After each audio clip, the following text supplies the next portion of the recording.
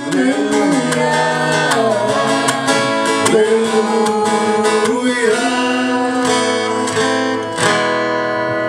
O Senhor esteja convosco.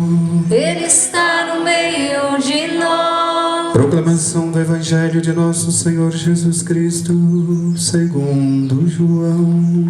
Glória a vós, Senhor.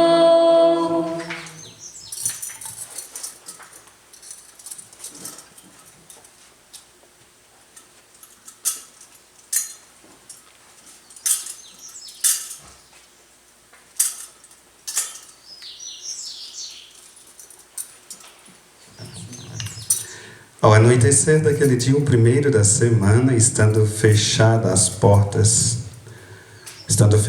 por medo dos judeus, as portas do lugar onde os discípulos se encontravam, Jesus entrou e, pondo-se no meio deles, disse: a paz esteja convosco. Depois dessas palavras, mostrou-lhes as mãos e o lado. Então os discípulos se alegraram por verem o Senhor. Novamente Jesus disse: a paz esteja convosco. Como o Pai me enviou, também eu vos envio. E depois de ter dito isso, soprou sobre eles e disse: recebei o Espírito Santo. A quem perdoardes os pecados, eles lhes serão perdoados. A quem não os perdoardes, eles lhes serão retidos. Tomé, chamado Dídimo, que era um dos 12, não estava com eles quando Jesus veio. Os outros discípulos contaram-lhe depois: vimos o Senhor. Mas Tomé disse: se eu não vir a marca dos pregos em suas mãos, se eu não puser o dedo nas marcas dos pregos e não puser a mão no seu lado, não acreditarei. 8 dias depois, encontravam-se os discípulos novamente reunidos em casa, e Tomé estava com eles. Estando fechadas as portas, Jesus entrou, pôs-se no meio deles e disse: a paz esteja convosco. Depois disse a Tomé: põe o teu dedo aqui e olha as minhas mãos. Estende a tua mão e coloca-a no meu lado. Não sejas incrédulo, mas fiel. Tomé respondeu: meu Senhor e meu Deus. Jesus lhe disse: acreditastes porque me viste? Bem-aventurados que creem sem terem visto. Jesus realizou muitos outros sinais diante dos discípulos que não estão escritos neste livro, mas estes foram escritos para que acrediteis que Jesus é o Cristo, o Filho de Deus, e para que, crendo, tenhais a vida em seu nome. Palavra da salvação. Glória a vós, Senhor. Muito bem, irmãos e irmãs, nós estamos hoje no tema da Divina Misericórdia, como eu disse no início, na introdução da missa, São João Paulo II, realizando um desejo do próprio Cristo, né, que pediu através da sua secretária, assim que ele chama, né, secretária da Misericórdia, ele manifestou esse desejo que São João Paulo II cumpriu. Então essa liturgia de hoje, ela é toda, né, digamos, toda voltada para a misericórdia. E olha só, como eu sempre falo, né, que a liturgia nos surpreende. A igreja já tinha formulado essa liturgia, já tinha colocado tudo no tempo certo, quando Jesus começou a manifestar a Santa Faustina o seu desejo. Isso foi entre as duas grandes guerras que tivemos, entre a Primeira e a Segunda Guerra Mundial, né? Essa liturgia da igreja estava toda formulada e Jesus então confirma a liturgia dizendo: meu desejo é que o segundo domingo seja dedicado à minha misericórdia. Ele só confirmou, e olha só, já estava tudo aqui organizado, né? Esse tema, vocês viram que a liturgia toda fala da misericórdia do Senhor. Ele confirma então, como a Virgem Maria confirmou, né, o dogma da Imaculada Conceição, aparecendo a Santa Bernadette de Soubirous, né, 4 anos depois, dizendo: eu sou a Imaculada Conceição, quando, né, o Papa já havia proclamado o dogma. Então, vocês veem como que realmente o Espírito Santo acompanha e inspira a igreja, né? É por isso que quando a gente serve De qualquer maneira, quando a gente falta, é exatamente por isso, sobretudo com a liturgia da igreja, a gente está em pecado grave, né? Porque está ferindo diretamente um desejo, uma vontade do coração do nosso Senhor Jesus Cristo. Mas hoje também, como é o desejo dele, é falar da sua misericórdia. Então vamos encontrar aqui numa passagem meditativa dos temas bíblicos que acabamos de ouvir, que fala da misericórdia. A primeira leitura, a comunidade, a nova comunidade que nasce da cruz e da ressurreição do Senhor. Então, uma comunidade que nasce da onde? Nasce da misericórdia de nosso Senhor. A humanidade corrompida, o pecado, é transformada, é redimida e se torna essa nova comunidade. Então, no primeiro momento aqui, a gente vê essa profunda misericórdia do Senhor em vir ao encontro do seu povo, que já foi anunciado por todos os profetas, e agora se torna concreta aqui no Novo Testamento. Como eu sempre falo, o Antigo Testamento são as promessas, o Novo Testamento é a realização. Olha a corrente profética do Antigo Testamento. Todos falam da misericórdia. Ezequiel, então, deixa bem claro: eu mesmo irei cuidar do meu rebanho. Eu mesmo irei apacentar as minhas ovelhas. Olha aqui. Ele vem, né, de fato. A nova comunidade daqueles que haviam se convertido eram perseverantes em ouvir os ensinamentos dos apóstolos, na comunhão fraterna, na fração do pão e nas orações, os 4 pilares primeiros, né?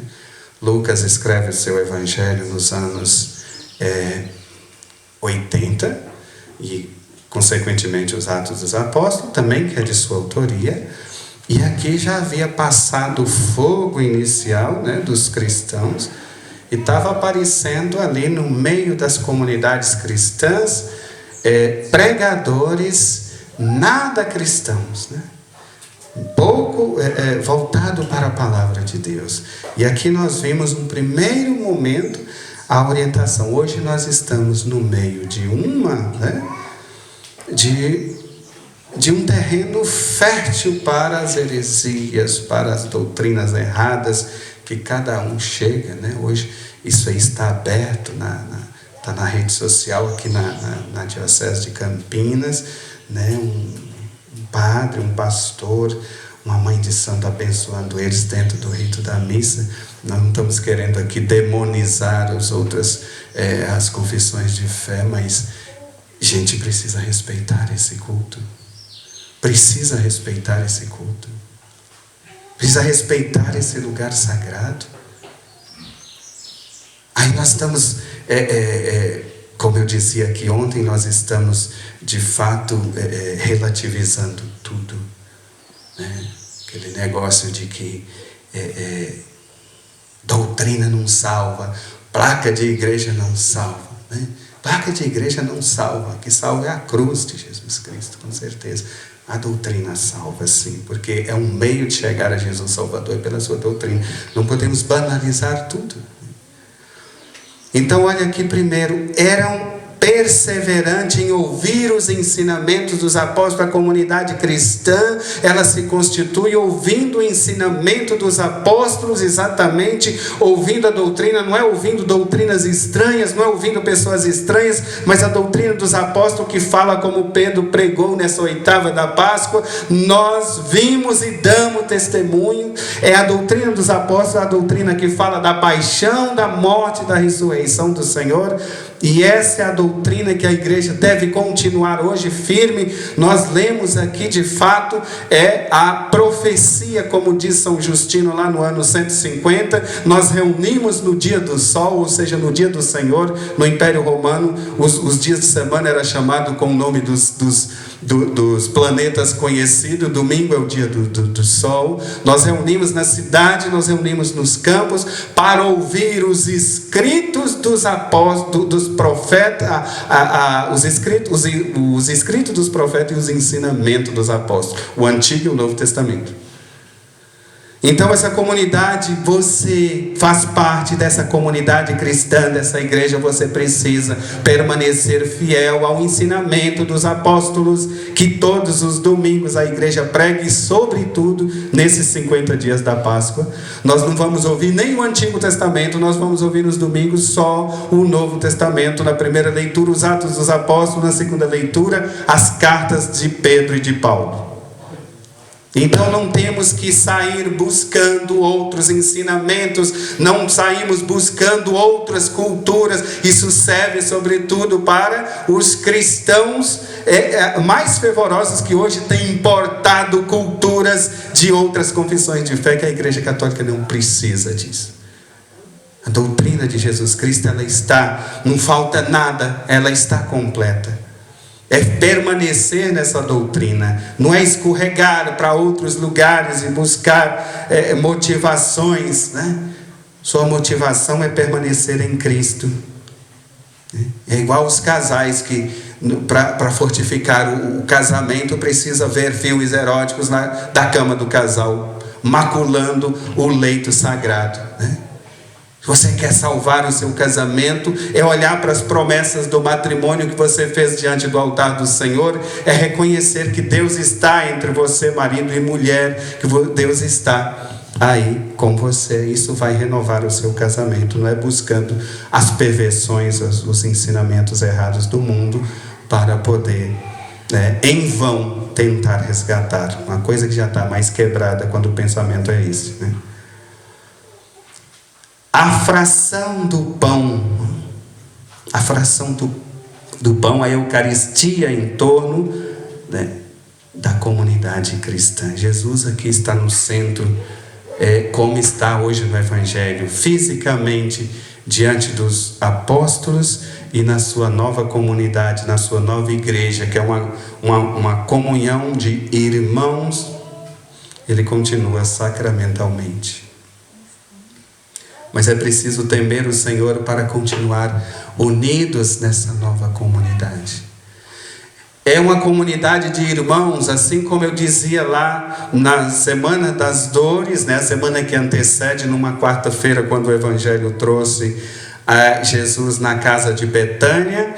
Ali eu dizia, é uma comunidade, aliás, foi na Semana Santa, na segunda-feira santa, quando nós celebramos aqui para as famílias, e Jesus estava na casa de Betânia com os 3 irmãos e alguns discípulos. Eu dizia, ali estava o germe da nova comunidade. Por que na casa de Marta, de Maria e de Lázaro não aparecem os pais? Porque é o símbolo da igreja, dessa nova comunidade cristã que seria inaugurada a partir da sua ressurreição, e que é uma fraternidade de irmãos, é uma comunidade, né, fundamentada na fraternidade. E nós temos os nossos pais, é Deus e a Virgem Maria. Por isso que lá na casa de Betânia apareceu só os irmãos e não os pais, porque é o símbolo da igreja nascente, onde o nosso pai e a nossa mãe são os pais de Jesus, o pai e a mãe de Jesus, o Pai eterno, criador de todas as coisas. E a mãe, aquela que é eleita entre as criaturas para ser a mãe de nosso Senhor. É uma comunidade que permanece fiel quando as coisas, né, de fora começam a prejudicar, começa a atacar essa nova comunidade. Ela se reforça. A comunidade de irmãos que vão ao templo, que permanece fiel aos ensinamentos apostólicos, e que vive 2 momentos de oração, 2 momentos privilegiados que essa comunidade elegeu para praticar diariamente: a fração do pão e as orações. Isso que une, que fortifica essa nova comunidade. E depois, a prática entre eles daquilo que a nova vida, que essa nova forma de comunhão com Cristo vai figurar, colocar tudo em comum, né? Os seus bens. Jesus aqui liberta desse egoísmo, dessa tendência ao isolamento. Nós estamos vivendo nesse tempo essa igreja doméstica, Nós estamos vivendo em nossas casas por causa desta ameaça que está aí na sociedade. Nós estamos vivendo em nossas casas, mas lembrando que assim que passar tudo isso, nós voltamos novamente a frequentar o templo como a primeira comunidade. A comunidade reunia-se em suas casas, tomava o alimento com alegria, mas participava sempre do templo. Lembrando aqui que eles ainda estão na era em que, no início do cristianismo, eles ainda não tinham sido expulsos das sinagogas, né, do judaico. Depois eles vão passar um tempo fora, né, expulsos, perseguidos por 3 séculos, e depois vai surgindo os templos cristãos. O Salmo vai continuar falando dessa misericórdia. A casa de Israel, agora eu diga, eterna é a sua misericórdia. A Virgem Maria vai dizer no seu canto, porque sua misericórdia se estende de geração em geração, eterna. Eu dizia no sermão das 15h na sexta-feira, quando convidava as pessoas a fazer a meditação, perguntando à Virgem Maria onde estava o seu Deus, porque parecia que ela estava esperando contra toda a esperança, e de fato estava, porque vê o seu filho, um farrapo humano. E aí a resposta da Virgem Maria: eis porque eu espero, porque a misericórdia do Senhor é sem fim. O seu amor é eterno para sempre. Esse é o motivo de nós confiarmos e esperarmos no Senhor, como a Virgem Maria esperou e foi vitoriosa, foi compensada na sua espera. A casa de Israel, né? Agora o diga, eterna é a sua misericórdia. O Antigo Testamento é chamado a testemunhar a misericórdia do Senhor, e o Novo Testamento, aqueles que se converteram, aqueles que se haviam convertido, como começa a primeira leitura de hoje, o Salmo: os que temem o Senhor agora o digam. É o Antigo e o Novo Testamento celebrando a divina, eterna, infinita misericórdia do Senhor. Só quem reconhece essa misericórdia é quem de fato teme o Senhor. E quem teme o Senhor é aquele que se converte, né? Só isso, como diz lá o Salmo 127, felizes os que temem o Senhor e trilham seus caminhos. Só quem teme o Senhor é quem tem fé. E trilhar os caminhos do Senhor é uma virtude que nasce exclusivamente da fé. A segunda leitura da carta de Pedro. Pedro, ele escreve essa carta às 5 províncias romanas, né? Fica bem claro lá, se você ler a primeira carta de Pedro toda, você vai ver que ele vai escrever a essas províncias romanas. Primeiro a Bitínia, depois o Ponto, depois a Galácia, depois a Ásia e a Capadócia. Essas 5 províncias romanas, São Pedro, ele direciona essa primeira carta. São comunidades rurais que estão sendo ameaçadas na sua época. Elas têm um contato mais distante, né? Não tem aquele contato frequente como as cidades mais desenvolvidas. Com os apóstolos, elas ficam mais distanciadas e o risco é maior. E São Pedro começa aqui lembrando a misericórdia do Senhor, né?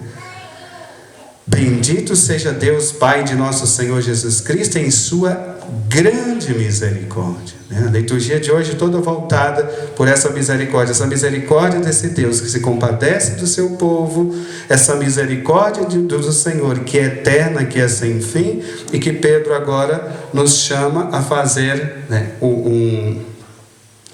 uma meditação sobre essa misericórdia. É assim que o Senhor deseja o seu novo povo, essa nova comunidade, reunida em torno dele, vivendo a vida nele, e ainda que essa comunidade faça a experiência de cruz, porque o caminho da comunidade cristã é um caminho de cruz, mas ela se alegra, porque ela, depois dessa cruz, vem a ressurreição. É isso que o Evangelho vai deixar bem claro para nós, né? Em São Pedro diz: vós fostes guardados para a salvação que deve manifestar nos últimos tempos. Isso é motivo de alegria para vós, embora seja necessário que agora fiqueis por algum tempo aflitos por causa de várias provações, né? O problema é que hoje a gente esquece dessa palavra de Deus. O batismo que nos lavou, né, como diz a oração inicial, e que nos introduziu nessa paixão e salvação de Cristo, nos garantindo essa ressurreição, nós fomos guardados. Mas agora é preciso passar por algumas aflições e provações. Não tem como viver essa vida biológica sem ter essas dificuldades. O Salmo 23, ainda que eu passe pelo vale das sombras e da morte, 22, 23, eu não temerei, porque o Senhor está comigo. Essa é a certeza do cristão. A nossa certeza não é de não ter provações. A nossa certeza é de que Ele está conosco. Não é ficar procurando, como o enredo do livro de Jó, ficar procurando uma explicação por que o justo tem que sofrer. Não. É ter uma certeza, o Senhor está comigo. Não importa a situação em que eu viva, seja de desprezo, seja de calúnia, seja de perseguição, seja de fracasso, o Senhor está comigo. E essa é a certeza de que eu vencerei, porque Ele estando comigo, nada poderá, né, me vencer, nada poderá me fazer desistir. Quem será contra nós, né? São Paulo diz isso: se Deus é por nós, quem será contra nós? A morte, quem nos separará do amor de Deus, né? Mais na frente, a morte, a pobreza, a nudez, a fome, nada nos separará do amor de Deus. Então essa a certeza de que estando com Deus, eu serei vitorioso. O Evangelho, os discípulos estão aqui, não fizeram ainda a experiência da ressurreição. Estão presos em seus medos. Os medos nos aprisionam. O medo é a forma mais fácil de usar para manipular alguém. O medo nos torna presas fáceis de sermos manipulados. Basta pensar nas crianças, como os pais manipulam as crianças usando do medo. Não faça isso porque o bicho vai te pegar, não sei o que, a criança vai ficando quieta. O animal, como você consegue domar o animal usando o medo? Você dá um grito, por exemplo, com um cachorro, levanta um chicote para ele, ele vai caçar o lugarzinho dele tremendo de medo. É por isso que nós temos que ter até muito cuidado com essa situação que nós estamos vivendo. Cuidado para que esse medo que está imperando na vida das pessoas não se torne, né, motivo de manipulação das pessoas. De manipulação. Porque as pessoas podem ver com uma sociedade, um mundo amedrontado, os espertos vão começar a manipular através do medo. É por isso que Jesus entra e diz: olha, não tenhais medo, né? A paz esteja convosco. Essa paz que Deus nos traz. E Jesus entra aqui, está lembrando a nós que depois do ressuscitado, nenhum obstáculo pode mais impedir Deus, né? Nem mesmo a morte agora não é obstáculo. Por isso nós vimos lá no sábado passado, né, há 9 dias atrás, o anjo rola, tira a pedra que estava na porta fechando o sepulcro e senta sobre ela. Aquele era o último obstáculo que deveria ser vencido. Depois Jesus passar por uma casa fechada, sem usar as portas. Depois da sua ressurreição, nada segura mais o nosso Deus. Ele vence todos os obstáculos eternamente. Os discípulos estão com medo dos judeus. E nós estamos com medo de quem? Quais são os seus medos? O que te manipula, né? O que te domina, que te escraviza por meio dos seus medos? É preciso trazer Jesus para o meio, é preciso colocar Jesus no centro da nossa vida. E Ele traz uma dupla paz Porque sem essa paz nós não conseguimos pensar. Quando a gente está agitado, quando a gente está amedrontado, a gente não consegue pensar. Aí tem até um provérbio popular que a gente não tem dois medos. Quando você está com medo de uma coisa, você enfrenta qualquer outro tipo de medo. Você não consegue ter dois medos, né? Se tem um cachorro correndo atrás de você e tem um rio cheio na sua frente e você não sabe nadar, você é capaz de pular dentro desse rio para fugir do cachorro. Então, a gente não tem dois medos. A gente só tem um medo, né? E é por isso que na hora desse medo, que ele aperta mesmo, você não consegue raciocinar, você enfrenta o que tiver ali, fugindo de um. Então, Jesus chega e traz a paz, porque a paz, ela nos deixa em condição de raciocínio. Você consegue pensar. Não quer dizer que a tribulação vai cessar, mas o cristão verdadeiro, mesmo dentro do conflito, ele consegue permanecer na paz.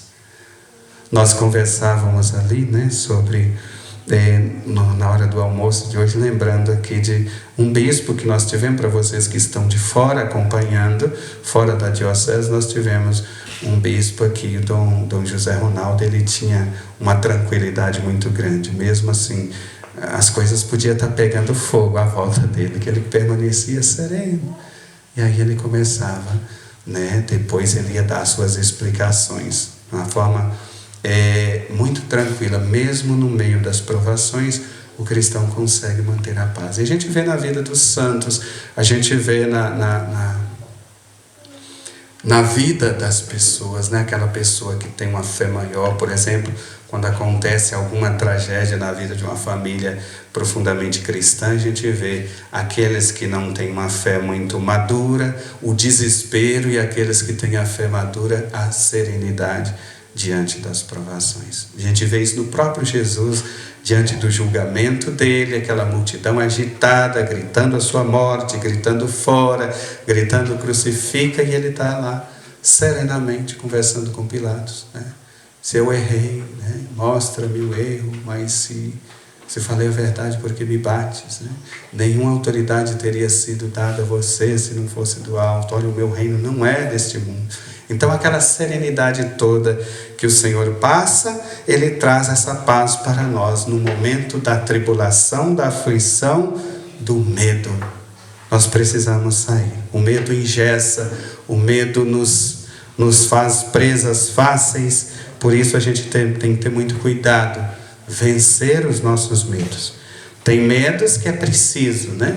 Tem medos que vai te livrar. Você ter medo de fazer uma experiência com algo negativo, você fugir disso aí, né? Você ter medo de uma situação de pecado, como Eclesiástico 21:2, foge do pecado como se foge de uma serpente, porque se aproximar ela te morde. Esse medo aí, ele ajuda. Mas o medo que nós estamos falando aqui não é esse medo dessas coisas inicialmente, porque o cristão verdadeiro, ele já evita tudo isso que é prejudicial aí. Esse medo que nós precisamos vencer é não nos deixar manipular, não nos deixar prender, né, por aquilo que são nocivo, por aquilo que é nocivo à nossa fé. E Jesus envia também os seus discípulos, né? Porque como que eles vão anunciar a sua misericórdia, o seu amor, fechado nos seus medos? Não tem como, é uma contradição.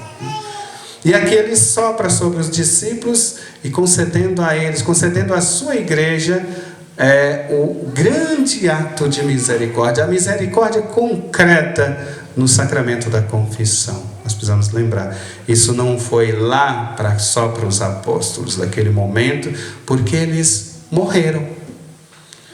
Então não foi essa autoridade, Jesus não deu só para aquele grupo, como algumas facções por aí querem justificar. Não, ele deu para a igreja. E é por isso que essa sucessão, que essa transmissão dessa autoridade feita pelas mãos dos nossos bispos nas ordenações sacerdotais, essa transmissão dessa autoridade de perdoar, de ministrar a misericórdia de Deus na vida das pessoas. Cristo dá autoridade à sua igreja, né?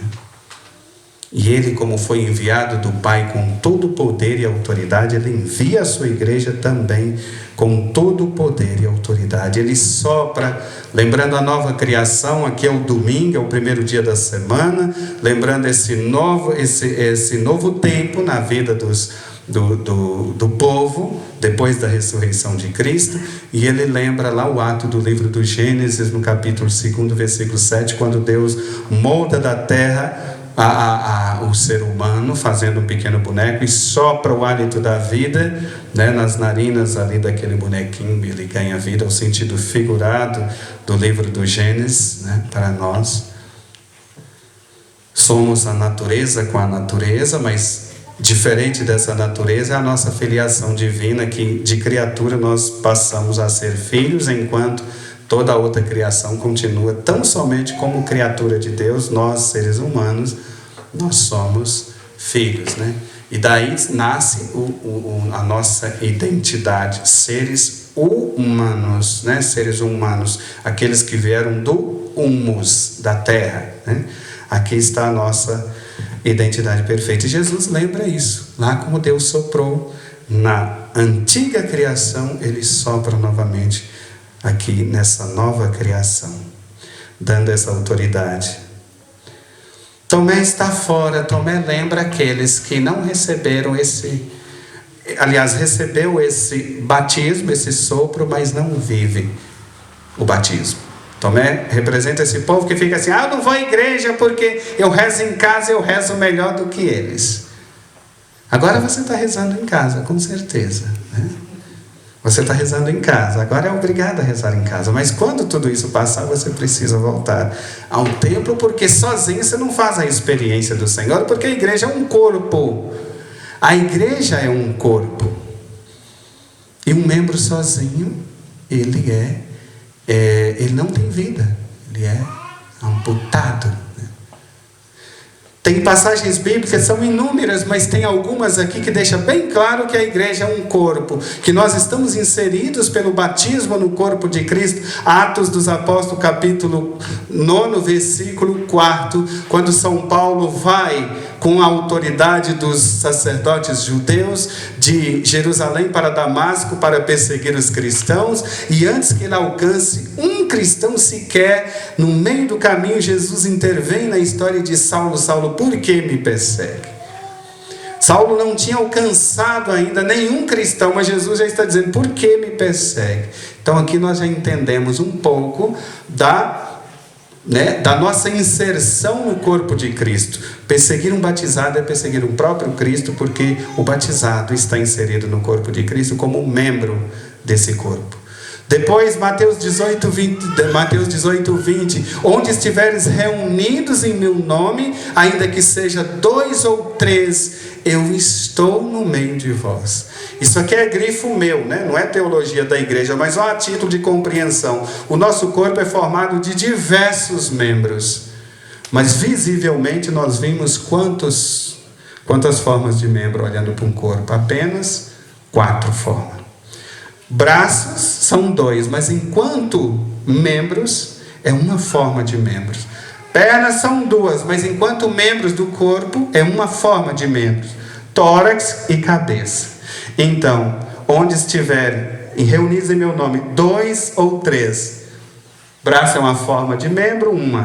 Tórax é uma forma de membro, 2. Perna é uma forma de membro, 3. Onde estiveres reunidos em meu nome, nem que seja 2 ou 3, ele que é a cabeça está no meio de nós, né? O 4º membro visível. Até nisso a generosidade de Cristo.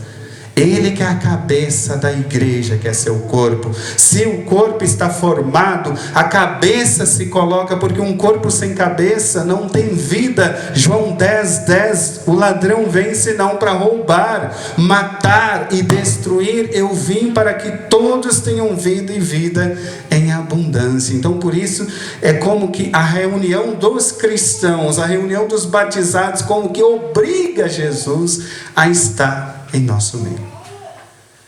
Então nós entendemos aqui a nossa inserção. Mas depois Mateus 25:40, aí fica bem bem mais claro essa inserção no corpo de Cristo. Bem-vindos, benditos do meu Pai, porque eu estava com fome, me desses de comer, eu estava com sede, me desses de beber, eu era nu, eu estava nu, me vestisse, eu era estrangeiro, me acolhesse, eu estava doente na prisão e foste me visitar. E então pergunta assustado: Senhor, quando te vimos assim e te servimos? É claro, você sabe que lá um relato longo vai repetir tudo, né? As pessoas vão perguntar quando estava com fome. Aqui eu estou resumindo. Quando te vimos nessa necessidade te servindo, ele diz: tudo que fizeres a um desses meus irmãos, é a mim que vós fazeis. Então, um membro fora desse corpo é um membro amputado, não tem valor. Por isso a gente não consegue fazer a experiência de Cristo não cumprindo, né, com os seus mandamentos, não reunindo nessa comunidade. Tomé fica de fora querendo fazer uma experiência sozinho, mas Jesus não permite que ele faça essa experiência sozinho, e é no centro da comunidade, aliás, é inserido na comunidade que ele faz essa experiência de Cristo como centro. Jesus está no centro da comunidade. João 15:5, eu sou a videira verdadeira, vós sois os ramos. Aqui ele está centralizado como essa videira, essa fonte de vida, e nós estamos inseridos nele como ramos que alimentam de uma única seiva, que é o sangue de Cristo, o sangue eucarístico e a água do batismo. São essa seiva que gera, que cria, que fortifica a comunidade cristã.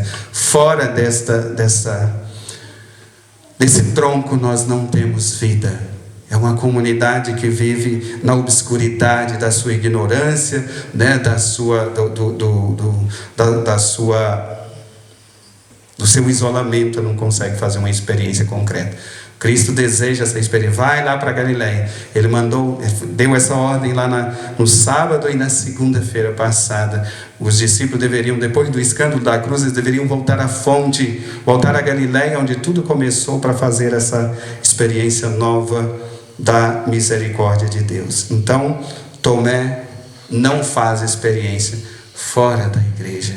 Então, nós também não fazemos. E nós começamos a acusar os outros, nós começamos a agir contra o testemunho da igreja quando nós não inserimos nele. Isso é comum. Hoje, as pessoas, né, aquele marido que não gosta que a esposa vá à igreja, o que você está fazendo? Enfiada dentro dessa igreja, não acredita no testemunho da igreja. Para ele, os que anunciam essa misericórdia são mentirosos. Eu rezo em casa, eu rezo melhor do que eles, porque eles são piores do que eu, e não sei porquê, e vai inventando calúnias e mentiras, né, difamações para aqueles que... Tomé também disse: olha, eu não acredito. Se eu não ver, eu não acredito. Vocês estão mentindo. Vocês estão mentindo. Ele só não usa essas palavras, mas está um bom entendedor, né? Então, vocês são mentirosos. Hoje o mundo está assim também. Se nós não continuarmos nessa reunião fraterna, se nós não continuarmos assíduos aos ensinamentos dos apóstolos, na comunhão fraterna, na oração, na fração do pão, nós colocamos Deus como mentiroso. Por isso que a gente vai agregando tudo que tudo que não tem nada a ver com a fé, a gente vai colocando. Porque as pessoas também, se elas não são formadas na fé, fica um buraco. A natureza humana, ela não permite queimar etapas. A natureza humana não permite. Você queima uma etapa, ela faz você recuperar. Quando eu estava em Salvador, né, numa comunidade, não vou falar o nome aqui, porque a gente está online, e aí hoje a gente está falando para o mundo inteiro. Então, para não expor a comunidade, mesmo que está quase, está mais de 1000 quilômetros longe de nós, imagino. Não sei bem a distância daqui lá, mas deve estar mais ou menos, se não tiver, está uns 800, 900 quilômetros.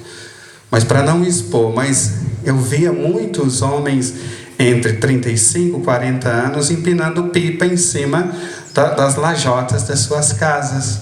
Essas coisas ele consegue superar isso aí. Até tem uma outra forma de diversão e tudo, tem o seu lazer de final de semana, ele faz isso com os seus filhos, com a família, que é até bom. mas quando não consegue gerir, eles deixam de trabalhar. Os filhos não estão lá com eles, porque certamente está fazendo o que eles faziam quando era criança, e eles agora estão aí brincando. E na fé é a mesma coisa. Quando você queima as etapas, quando você não tem o conhecimento suficiente na fé, ficam os buracos, e aí você começa, nessa necessidade, a preencher esses buracos com coisas estranhas. Por exemplo, quando você vê as pessoas que carregam a bandeira, nas bandeiras dos nossos santos, com uma pessoa sentada em cima do mastro, com um litro de cachaça na mão, lavando o mastro, e dizendo que isso é uma questão, isso é uma tradição. Quando a pessoa ela cancela uma missa solene para levantar uma bandeira dizendo que isso é tradição. São os buracos da fé que agora ela precisa preencher. Por isso o perigo de não conhecer a sua doutrina. Fica um buraco e você começa a preencher isso com seus desejos. E aí você afasta ainda mais, você cava ainda mais a sua fé, abrindo buracos ainda piores com sua falta de conhecimento. A necessidade de conhecer. Você vê uma pessoa que tem um conhecimento da sua fé, você vê essa pessoa frequentando tudo quanto é tipo de culto. Você vê uma pessoa que tem conhecimento da sua fé, vem aqui, pede para rezar, e depois dali ela já vai para um centro, sei lá, uma coisa totalmente contrária. Você vê uma pessoa que tem conhecimento fazendo essas aberrações.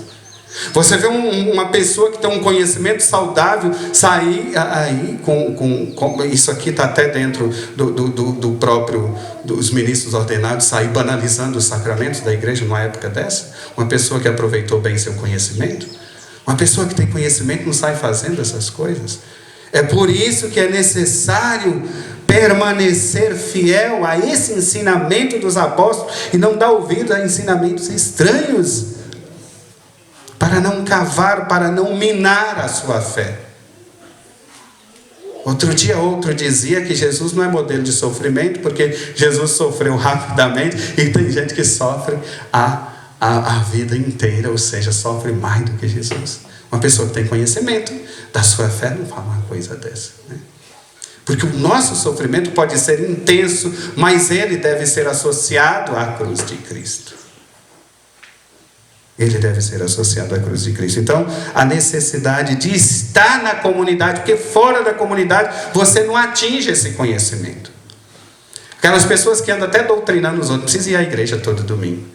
Aquelas pessoas que, ao invés de, quando está no pecado, ao invés de procurar o sacerdote e se confessar para sair do pecado, não. Aí eu deixei de pegar Jesus. Usa até essa palavra, até escandalosa, como se Jesus fosse um animal lá do mato. Eu não estou pegando Jesus. Não usa nem um termo correto, que seria pelo menos mais suave, de eu não estou recebendo a comunhão eucarística porque estou em pecado. Mas na verdade, até aí tudo bem, mas a questão é que faz opção para continuar no pecado ao invés de sair para receber o Senhor. É porque não sair do pecado para receber o Senhor. É porque não está na comunidade. É porque é aquela pessoa esporádica na comunidade cristã. É aquela pessoa que não tem Jesus no centro. Ele é o centro de si próprio. Jesus está à parte. São essas pessoas, né? São essas pessoas que agem como Tomé. Ainda bem que Tomé voltou e fez uma confissão de fé belíssima. E vocês imaginam como que essa chaga era grande. É por isso que eu lembrava vocês lá se não me falha a memória, isso foi na Semana das Dores, nas homilias diárias. Nós paramos com a reflexão diária do Evangelho, que a gente está pensando no estúdio, que lá estava muito precário. Mas quando eu dizia, João viu o coração de Jesus. É o riozinho lá de Ezequiel, o sentido espiritual dessa chaga. Do lado direito do altar de Ezequiel nasce o riozinho que vai levando vida a tudo que está na margem daquele lago, vai crescendo, e quando chega à margem do rio, quando chega no mar, ao invés de se salgar com o mar, ele adoça o mar, né?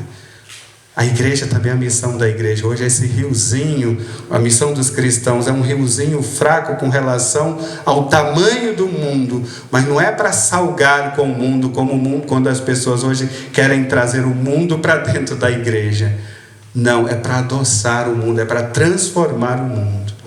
Então aquele riozinho ali que brota do lado direito do altar e que leva a vida, é a fonte de misericórdia, né? Os dois, ali na verdade, nós podemos dizer os dois imensos oceanos da misericórdia, a água do batismo, o sangue da Eucaristia, que leva vida a todo o mundo, todo aquele que se deixar banhar e saciar, né, por esta água e se alimentar dessa Eucaristia.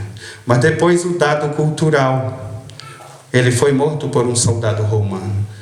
E os soldados, antes da descoberta da pólvora, todos os soldados usavam um escudo para proteger o lado esquerdo, onde fica, né, o órgão mais sensível, que é o coração. Então o escudo ficava o lado direito, desprotegido, porque nessa mão segurava uma lança. Os soldados de elite se especializavam em acertar o coração pela direita, que é o lado que estava desprotegido. Porque se eles tentassem aqui, tinha um escudo para barrar sua lança, mas do lado daqui não tinha, tinha uma lança. Então, ele era especialista, então ele acerta.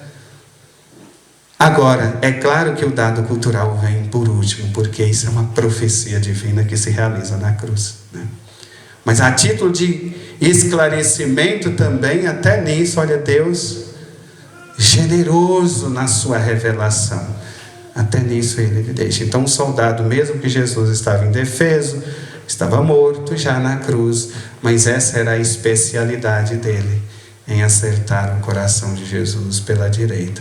Seja a nossa especialidade hoje de cristãos, em atingir o coração de Jesus pela sua direita, entrar, mergulhar, né? Esconder nessa brecha do seu coração e fazer a experiência mais profunda da sua misericórdia. Tomé então professa a divindade e a humanidade de Cristo. Nós hoje para fazermos uma experiência profunda com Cristo, nós precisamos partir da sua humanidade para chegar na sua divindade. Quando ele cospe, né, ele toca os ouvidos do surdo com a sua saliva, ele faz lama com a saliva para tocar nos olhos do cego. É a humanidade dele que está revelando. Nós somos curados na sua humanidade, porque é nas suas chagas que fomos sarados. Então partimos, né? Tem confissões de fé aí que parte da divindade de Cristo, deixa para trás a humanidade, inclusive nem suporta o crucificado. Por isso que a experiência é mal feita, por isso que há exageros e erros doutrinários, porque isso é um dado gnóstico, partir da divindade. Nós partimos dessa humanidade, fazemos experiência com um Cristo homem, com um Cristo encarnado. Vem, toca aqui. As suas chagas permanecem, né? Nós poderíamos perguntar, mas o Cristo passa por uma coisa muito mais profunda que e é através dessas chagas que ela faz a experiência do seu amor misericordioso, porque é dessa chaga principal do seu coração que derrama a sua misericórdia em abundância a nós, né? O Sírio Pascal traz esse símbolo, Jesus, alfa e ômega, a letra que abre e fecha o alfabeto grego. Ele é o princípio e o fim. Os algarismos do ano corrente 2020, ele é Senhor do tempo e da eternidade. A cruz que está aqui é o símbolo da nossa fé cristã. Lucas 9:23, quem quiser ser meu discípulo, renuncie a si mesmo, tome sua cruz a cada dia e siga-me. E os pregos, lembrando suas chagas de amor.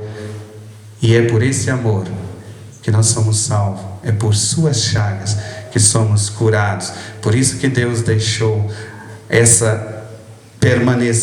que as chagas permanecessem no corpo do seu Filho, para essa identificação do crucificado com o ressuscitado, a humanidade com a divindade, a morte com a vida. Morreu de fato, mas o Pai o ressuscitou dos mortos. Nós também, hoje, as chagas da nossa história fatídica que muitos têm, não deve ser para lamentação. Tem gente que as suas marcas do passado é só lamentação. Pobre de mim, ninguém me amou, e me tratou mal, e me bateu, e me feriu. Não. Essa chaga é o sinal do amor de Deus por você. Se você passou por uma vida fatídica, trágica, sofreu tanto e hoje você é o que você é, esse homem e essa mulher, né, de pé, é porque Deus estava com você, Ele esteve com você o tempo todo. Esse é o motivo da vitória de Cristo em sua vida. Não é para você ter vergonha do seu passado, não é para você ter vergonha do seu, das suas marcas, mas é para você glorificar a Deus, porque você poderia ter morrido, poderia ter sido pior, você poderia ter sido destruído, destruída, mas Deus o exaltou. E hoje você está liberto, hoje você é um novo homem, uma nova mulher, graças ao amor e à misericórdia de Deus, que não nos isenta das dificuldades, nem das cruzes, mas nos faz vitorioso. E essa é a razão da nossa fé. Porque Deus é aquele que nos exalta, é aquele que retira do pó o indigente, é aquele que realmente nos faz herdeiros da sua glória, do seu amor infinito, da sua misericórdia infinita. Esse livro foi escrito para que todos acreditem, e tendo essa fé, crendo, tenhais a vida em seu nome. João deixa aqui um pouco da tradição da nossa igreja. Tem gente que fica parado só na Bíblia, sem dúvida, nós também. A Bíblia é um dos tripés da nossa fé. Nós temos Sagrada Escritura, tradição e magistério. E a Bíblia, ela entra aí como a Sagrada Escritura, que é um dos tripés da nossa fé. Mas a tradição, que é desprezada por muitas confissões de fé cristã, João deixa um sinal muito claro.